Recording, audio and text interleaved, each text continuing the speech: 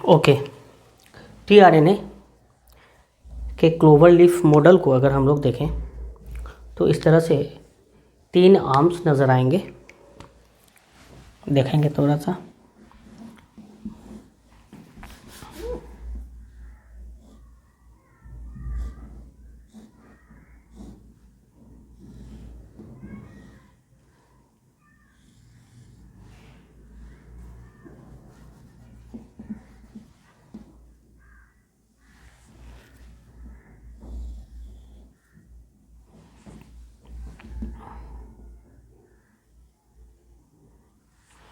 इस तरह से ये टीआरएनए नज़र आएंगे क्लोवर लीफ मॉडल में। ओके, एक ही आरएनए बट इस तरह से पेयरिंग हो जाती है ना, इस जगह पे पेयरिंग हो जाती है। ये अनपेयर्ड वाला पार्ट होता है। ये 5 प्राइम है जहाँ पे जी लोकेशन होता है 5 प्राइम, 5 एंड 3 एंड, है ना। इस 5 एंड में इस तरह से बेस पेयर जी और इस पे ए सी सी, ये अनपेयर बेस पेयर होता है ना। ये 3 पेयर 3 प्राइम लोकेशन पे ए सी सी, सी ए सी सी ए, इस तरह से, है ना। ये क्या करता है, एमिनो एसिड को बाइंड करता है। ये एमिनो एसिड बाइंडिंग साइट होती है, इसको बोलते हैं एक्सेप्टर आर्म।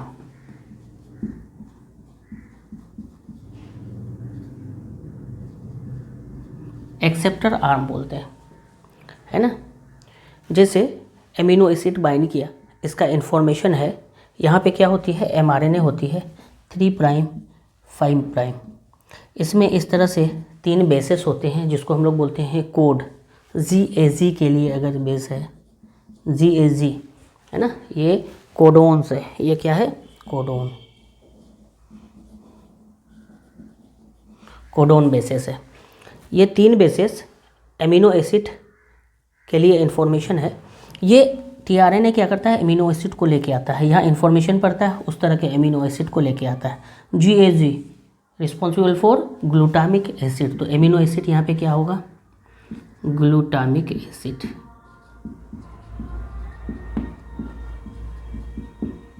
क्या इन्फॉर्मेशन है एमिनो एसिड का, ये टीआरएनए इसको रीड करेगा। ये कोडोन वाला पार्ट है एमआरएनए में, और इधर टीआरएनए में यहीं पे क्या होगा, इसका ऑपोजिट कोडोन होगा, एंटी कोडोन बोलते हैं। ये क्या होगा, सी जी सी ए टी, तो ये आरएनए है तो यहाँ पे यू होगा, जी सी ये होगा।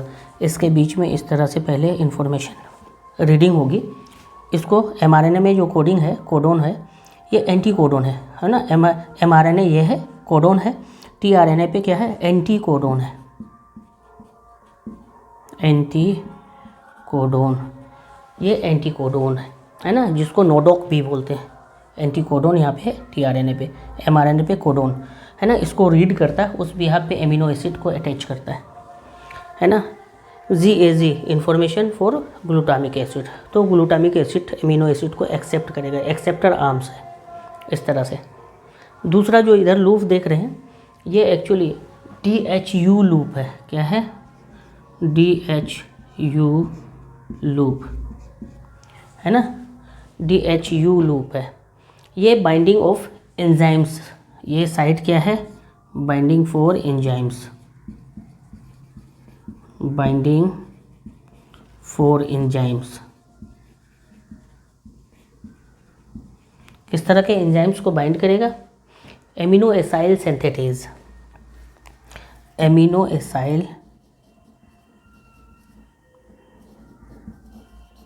सिंथेटेज। इस एंजाइम्स को ये बाइंड करेगा। Binding for enzymes, binding site for enzymes, ये लूप है DHU लूप, डाइहाइड्रोयूरिडीन बोलते हैं लूप। और इसके स्टेम को, आर्म को क्या बोलते हैं, ये आर्म पेयरिंग है, इस तरह से हाइड्रोजन बॉन्ड से दिखाएंगे, डी आर्म्स बोलते हैं। DHU लूप का ये डी आर्म है ना। डी स्टेम, सॉरी ये स्टेम, इस तरह से। आम तो होता है जब लूप और स्टेम को मिलाते हैं, तो डी स्टेम होगा ये, डी लूप का डी स्टेम, है ना। ये लूप ये स्टेम, ये लूप ये स्टेम, और दोनों मिला के आम होता है एक। तो इस तरह से ये DHU लूप है। Binding of enzymes, amino acyl synthetase को बाइंड करता है ना। दूसरा आर्म्स यहाँ पे दिख रहा है एंटीकोडोन, जो कि mRNA को रीड करेगा। इस तरह से amino acid binding site amino acid, acceptor arms amino acid के लिए इन्फॉर्मेशन होगा, है ना। इसको बोलते हैं एंटीकोडोन लूप, इस लूप को बोलते हैं एंटीकोडोन लूप, एंटीकोडोन लूप। इस तरह से एंटीकोडोन लूप होता है। नेक्स्ट जो इधर हम लोग एक लूप देख रहे हैं, इसको बोलते हैं टी-साइसी लूप, टी-साइसी लूप, है ना।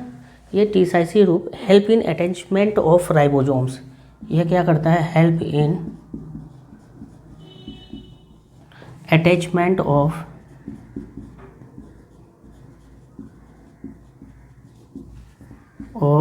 राइबोसोम, राइबोसोम्स को अटैच करने के लिए ये हेल्प करता है। ओके, इसीलिए इसको बोलते हैं राइबोथाइमीन। ये आर से इसको दिखाते हैं, आर से, आर टी-साइसी लूप, राइबोथाइमीन।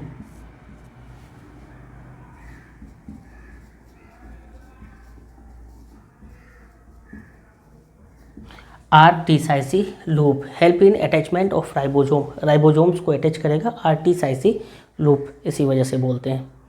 ये लूप क्या करता है, help in attachment of ribosomes, attachment of ribosomes. ये लूप बाइंडिंग ऑफ एंजाइम्स, ये लूप एक्सेप्टर आर्म्स है एमिनो एसिड को, यहाँ पे कोड mRNA पे जैसा रहेगा, एंटीकोड उसको रीड करेगा, उसी तरह के एमिनो एसिड वहाँ पे क्या होंगे, अटैच होंगे, है ना।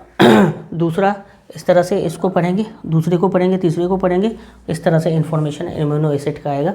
अलग अलग एमिनो एसिड पॉलीपेप्टाइड बॉन्ड के थ्रू ये क्या होगा, बंध में जाएंगे और प्रोटीन का सिंथेसिस होगा।